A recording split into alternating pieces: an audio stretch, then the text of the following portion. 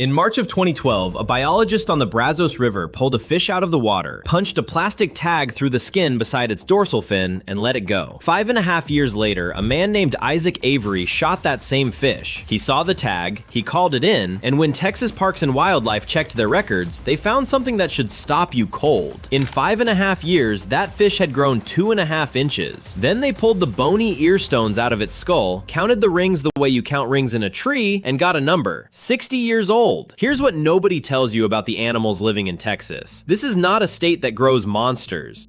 This is a state that occasionally forgets to kill something, and when that happens, when an animal slips through the roads and the traps and the harvest and the sheer relentless friction of 250,000 square miles of humans, you get sizes that do not look like they belong to the species at all. 7 predators, ranked not by raw weight, but by the gap, the distance between the animal you picture when you hear the name and the animal sitting in the record book. Before we start, 3 things waiting for you in this video: a snake that hunts rattlesnakes in broad daylight and eats them head first while they're still fighting, a turtle that took 6 decades to build and got sold for $1,000, and at number 1, an 800-pound animal pulled out of a South Texas reservoir by an 18-year-old on the first hunt of his life. One more thing to watch for as we go: there's not a single mammal on this list. No bear, no hog, no mountain lion. That is not an oversight, and I'll explain exactly why about halfway down, because it's the reason all of this happens in the first place. If this is your kind of thing, hit subscribe. It takes 2 seconds and it genuinely keeps this channel running. And drop your town in the comments. I'm always surprised how far these reach. Let's go. Number 7, the giant red-headed centipede. Palo Duro Canyon in the Texas Panhandle. 2 hikers stop because the thing on the rock in front of them is moving wrong. It's a centipede, and it's eating a bat. This is Scolopendra heros, the largest centipede in North America. Most adults run about 6 inches. In the wild, they reach 8, and in captivity, with unlimited food and nothing hunting them, they get longer still. Crimson head, black body, yellow legs, more than 40 of them, moving in a way that most human brains file immediately under wrong. The coloring isn't camouflage, it's a warning, the same logic as a wasp. Behind the head sit a pair of modified legs that work as venom claws. It uses them on insects and scorpions, and on animals it has no business touching. Rodents, lizards, toads, small snakes. It has been recorded reaching up into the air to pull flying insects out of flight, and the back end is a trick. The last pair of legs point backwards and mimic a head, so whatever grabs the safe end gets bitten by it. The real relationship most Texans have with this animal, though, is the one Jesse Pye had. He was staying at a friend's house in San Antonio when he noticed a dark, golf ball-sized shape on the comforter. He assumed it was a stain. He leaned in. The stain unrolled into 7 inches of centipede. That's the whole thing. It lives statewide, under rocks and logs and wood piles and firewood stacks, which is why you shake out boots left outside and wear gloves in the woodpile. Bites are rare. They are genuinely agonizing, and there has never been a recorded death from one in Texas.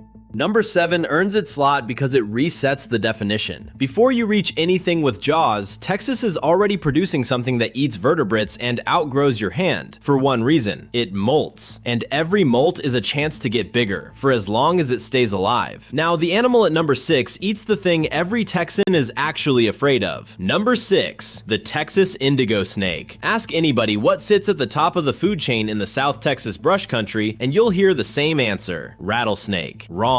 There's something out there that hunts rattlesnakes in daylight, and it's bigger than they are. The Texas indigo snake carries the scientific name Drymarchon, which translates wonderfully as Lord of the Forest. It's the largest snake native to Texas. A typical adult runs 5.5 to 6.5 feet. The longest one ever properly documented in the state measured nearly 8.5, longer than a sofa. Blue, black, and iridescent down the back with a rust red wash across the face and throat. Non-venomous. And here's the part that doesn't make sense at first: it doesn't constrict either. So how does a snake with no venom and no squeeze kill a western diamondback? It just overpowers it. The indigo hunts in broad daylight. Unlike almost every other big snake, runs the rattler down, throws a loop of body over it to pin it, takes it head first, and starts swallowing while it's still moving. It isn't immune to pit viper venom, it's tolerant of it. Field guides carry photographs of an indigo taking the head off a diamondback with nothing but jaw pressure. One specimen was opened up and found to be carrying 3 mice, 2 burrowing toads, and 2 juvenile snapping turtles. Not a meal, an inventory. Now, why does this one get so much bigger than everything around it? A South Texas deer rancher once found one wedged in his high game fence.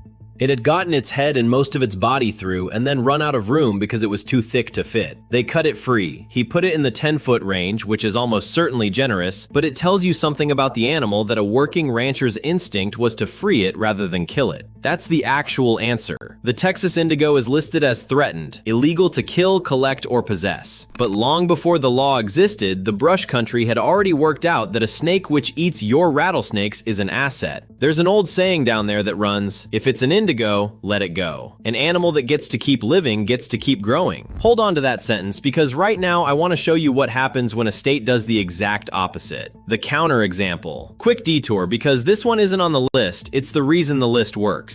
There's a reptile park in South Dakota that has had a standing cash reward on the table since the 1950s for anyone who brings them a live 8-foot rattlesnake. They've raised the amount repeatedly over 70 years. Nobody has ever collected it. The western diamondback is the longest rattlesnake in Texas. A typical adult is 3 to 4 feet. The largest reliably reported individuals get past 7. And that is genuinely the outer edge of what the species does. And let me be straight with you, because giant rattlesnake photographs are the single most exaggerated category of wildlife image in America. Hold a snake out toward the lens with the man standing well back and you add 3 feet for free. A skin removed from a snake stretches dramatically, which is why so many 9-footers came off 6-foot animals. Strip it down to specimens actually measured by somebody qualified and 7 feet is remarkable. 8 is essentially a legend. But here's the thing, the ceiling isn't really biological. It's a policy. Every year on the second weekend of March, the town of Sweetwater has run the world's largest rattlesnake roundup, continuously since 1958. Hunters bring diamondbacks in by the thousand, and a normal year is measured in thousands of pounds of live snakes. Over the life of the event, the running total is counted in tons. And Sweetwater is only the visible version. Add every diamondback killed with a shovel behind a barn, everyone flattened on a farm road, everyone taken out by a shredder in July, and you have a state that is extraordinarily efficient at making sure rattlesnakes never get old. A diamondback needs many good years to approach 6 feet. In Texas, almost none of them get those years. So it's not that a giant can't exist out there, it's that this state very rarely lets the story run long enough to find out. Which is also worth knowing when you're in that country. The overwhelming majority of serious bites happen to people who were trying to kill or move the snake, not to people who walked around it. Now watch what happens when the rule flips. Number 5, the alligator snapping turtle. In the spring and summer of 2016, 3 men made repeated fishing trips into East Texas and took roughly 66 alligator snapping turtles back across the state line to a property in Sulphur, Louisiana. Federal agents eventually seized 30 of them out of ponds behind the house, and in the court record, there's a line that I have not been able to shake. One of the men admitted to selling a live, illegally taken turtle weighing 171 pounds. He got $1,000 for it. The alligator snapping turtle is the largest freshwater turtle in the Western Hemisphere. They exceed 200 pounds. The largest documented wild-caught male in Texas weighed 211. And they live past 100 years. Think about what 171 pounds of turtle actually represents. That is 60, 70, maybe 80 years of sitting on the bottom of an East Texas river. It hatched at the size of a silver dollar. Every ounce of it is time. The animal itself is barely believable. The shell carries 3 raised ridges like the plates on a dinosaur's back. And the state herpetologist points out that in the very old ones, those ridges are worn smooth, sanded down by 50 or 100 years of shoving under the same logs and undercut banks. You can read the age off the wear. It hunts by not moving. It sits on the bottom with its mouth open, and inside that mouth is a small pink appendage on the tongue that looks exactly like a wriggling worm. It waves it. A fish comes to investigate a worm and finds out it was standing inside a mouth. The jaws close in a fraction of a second. Here's why it sits at number 5. Texas banned collection of this species back in the 80s. It's listed as threatened with statewide extinction. You cannot take one, keep one, move one, or sell one. And the reason for that ban is exactly the theme of this video, stated by a TPWD herpetologist in almost these words. Because these animals live so long and survive so well as adults, a population can be wrecked by removing even a small number of the big breeding ones. That's the whole mechanism in one sentence from the state biologist's mouth. The giants aren't extra, the giants are the population. So if you hook one in an East Texas river, you cut the line and you leave it. It's protected, and Texas Parks and Wildlife currently offers a reward of up to $2,000 for information on people taking them. There's a good ending to the 2016 case, by the way. In August of 2021, 21 adults and 6 juveniles that had been seized in that trafficking investigation were carried back into East Texas and released. Some of them are still out there now, still growing. Number 4, the blue catfish. January 16th, 2004. Cold, damp morning. A 27-year-old named Cody Mullenix is fishing from the bank on the Texas side of Lake Texoma, about an hour north of Dallas. He's already landed a 56-pound blue catfish, which for most people would be the story of the decade. Then his second rod goes down. Surf rod, 20-pound line, a 3-inch dead shad, 20 minutes. What came out was 58 inches long. He called a friend to bring a scale rated to 100 pounds, and the fish bottomed it out, so they loaded it into a pickup and drove it to a bait shop with a certified one. 121.5 pounds. Texas state record, and for a while, world record. But the weight isn't the number that belongs in this video. Biologists put that fish's age at somewhere between 27 and 30 years old. It had been swimming in Lake Texoma since roughly the mid-1970s. It was, near enough, the same age as the man who caught it. Your average blue catfish in Texas is a 20 to 40 pound animal. So what separates a 40 pounder from that fish is not a different bloodline, and it is not a secret lake. It's 25 more years of eating shad in the dark. They named her Splash. She lived out the rest of her life in the dive tank at the Texas Freshwater Fisheries Center in Athens, taking herring out of a diver's hand during the Daily Show. On the first anniversary of her arrival, nearly 800 people came to see her, and 133 children brought handmade birthday cards. She died in December 2005, and she is still the Texas state record. She was also in her reservoir close to an apex predator, shad, sunfish, anything that fits, taken by suction in water where you can't see your own hand. And she was never a danger to a single swimmer. That's worth saying plainly, because the only hazard a fish like this presents is mechanical. One veteran Texoma guide describes a big blue towing a 25-foot boat backwards while he stood there holding the rod, hoping. 30 years underwater is remarkable. Number 3 is about to make 30 years look like nothing. Stop for a second, because if you've been counting, you've noticed what I flagged at the start. There's no mammal on this list, and there isn't going to be one. Mammals and birds are what biologists call determinate growers. You hit maturity, the growth plates in your bones close, and that is your adult size. A whitetail buck has a ceiling. You have a ceiling. It's a factory setting. Fish, reptiles, and a lot of invertebrates are largely indeterminate. Growth slows down hard after maturity. In an old animal, it can be almost impossible to measure at all, but it does not switch off. The signal to keep building tissue stays on.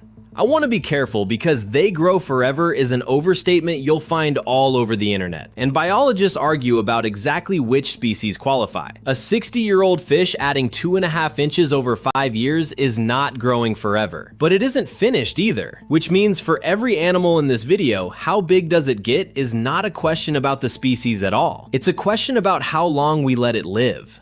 Quick one for the comments while we're here. Which animal did you expect to see on this list that isn't on it? I want to know what you came in assuming. And subscribe if you haven't, because the last 3 are where this idea stops being a biology footnote and becomes something you can see from a boat. Number 3, the alligator gar. Back to the tagged fish from the beginning. September 2017, Isaac Avery is bow fishing the Brazos River, takes a gar, and spots a Texas Parks and Wildlife research tag sitting beside the dorsal fin. He calls it in. The district biologist who comes out, Michael Baird, recognizes his own work because he tagged that fish himself 5.5 years earlier in a stretch of river below Waco. It had barely moved, and it had had grown 2.5 inches. That fish weighed 197 pounds. Baird pulled the otoliths and sent them off, and the count came back at 60 years. Hatched in 1957, and then it gets genuinely beautiful. The research biologist who aged it went back and pulled the old river gauge data for Waco and found a massive flood running from April through July of 1957. Alligator gar don't spawn every year. They need low ground flooded and left flooded long enough for the eggs to work.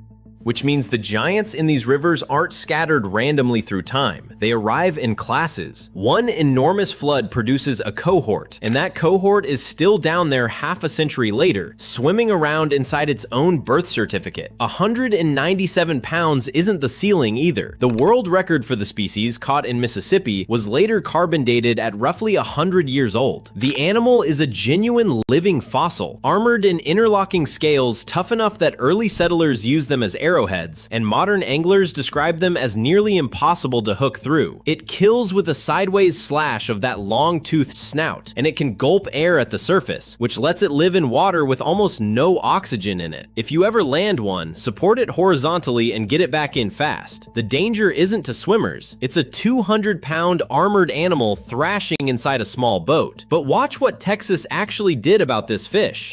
On the Trinity River, there is now a maximum length limit. You may keep a small alligator gar, you may not keep a big one. The only way to legally take a large one is to enter a lottery and get drawn, and a limited number of those authorizations go out per year. Read that back and notice what it really is. That is a state government writing the thesis of this video directly into law. Stop killing the old ones and you get giants. Number 3 is the oldest animal on this list. Number 2 is the heaviest. Number 2, the tiger shark.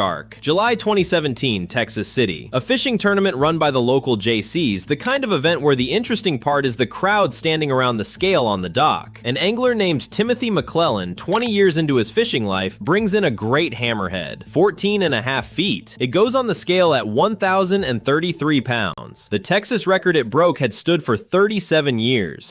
He beat it by 162 pounds. And during that same tournament, a second entrant brought in a tiger shark of 946, which tells you what the Texas Gulf is actually holding, because neither of those is the record. The largest fish ever certified in Texas waters, any species, saltwater or fresh, in the entire history of the state is a tiger shark taken off the Texas coast in May of 1992 by an angler named Chap Kane III. 13.5 feet, 1,129 pounds. Nothing has beaten it in more than 30 years. So why does this coastline produce animals at that scale? Because it's close to ideal. Warm, shallow, murky, and stacked with prey. And the tiger shark is the least fussy large predator in the ocean, working turtles, rays, other sharks, and effectively anything that ends up in the water.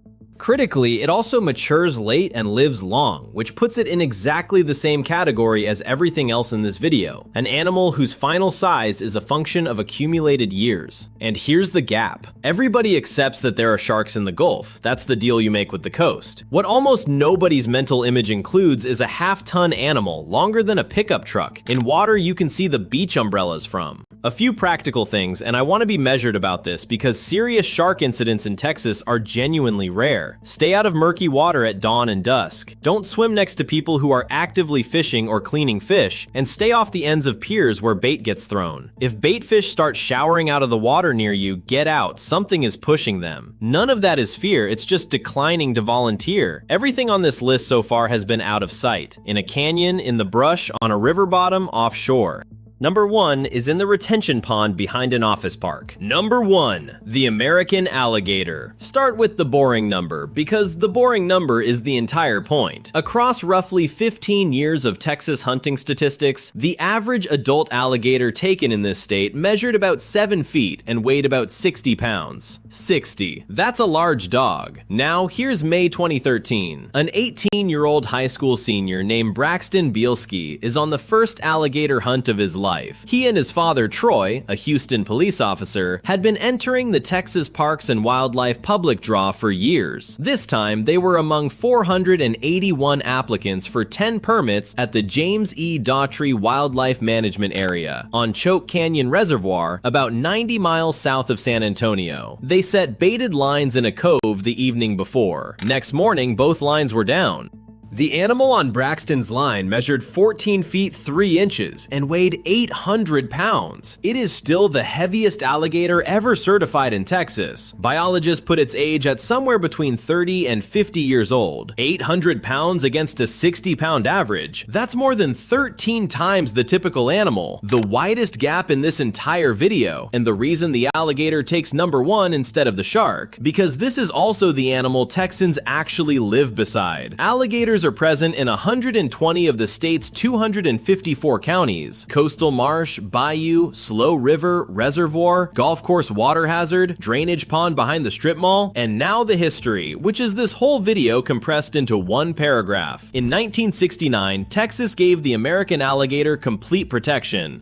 At that moment, the statewide population was estimated at fewer than 100,000 animals. The species had been shot and skinned to the edge for the hide trade. Federal protection followed. It came off the endangered list in the 80s, regulated hunting resumed, and today the estimate runs somewhere between 250,000 and 500,000. Now do the arithmetic on Braxton Bielski's alligator. 30 to 50 years old in 2013 puts its hatching right inside the window when Texas stopped killing them. That 800-pound animal isn't a mutation or a subspecies or a Texas-sized exaggeration. It's a receipt, because alligators keep growing. Not fast. An old bull adds almost nothing in a year and you'd struggle to measure it, but it never fully shuts off, which means every giant alligator in this state is just an ordinary alligator that nobody interrupted for 40 years. And this last part matters more than anything else in the video.